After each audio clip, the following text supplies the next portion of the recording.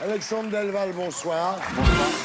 Vous êtes consultant en géopolitique et vous publiez Les vrais ennemis de l'Occident aux éditions de l'Artilleur. Bienvenue parmi nous. Alors Alexandre, vous dites, l'islamisme radical, c'est pas seulement Al-Qaïda et Daesh, mais des États amis de la France, les monarchies du Golfe, mais aussi la Turquie, ce qui représente quand même une menace beaucoup plus sournoise.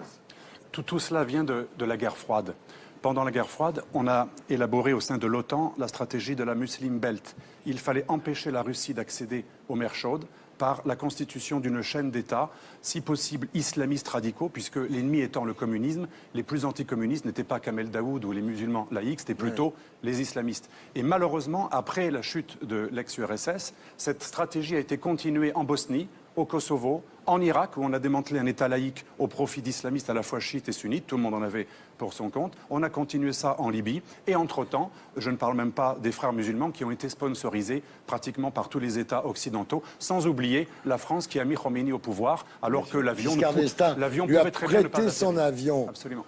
Oui, alors ça explique pourquoi on est amis avec l'Arabie Saoudite, le Qatar et tous ces gens-là, et pas avec Poutine, alors que si on devait se défendre de ces gens-là, Poutine serait quand même un allié naturel. Même si son régime n'est pas exempt de critiques, il y a énormément d'exagération à propos de ce qui se passe en Russie, parce que justement, nous sommes toujours quelque part en guerre froide. Vous savez que récemment, les dirigeants américains, Obama lui-même ou Hillary Clinton, ont dit que la Russie était un danger plus grave que Daesh.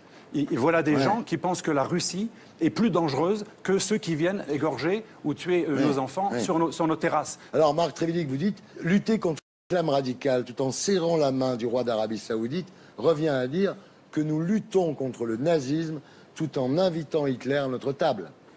Oui, ça, j'ai dit ça il y a déjà quelques temps. C'est tellement une évidence.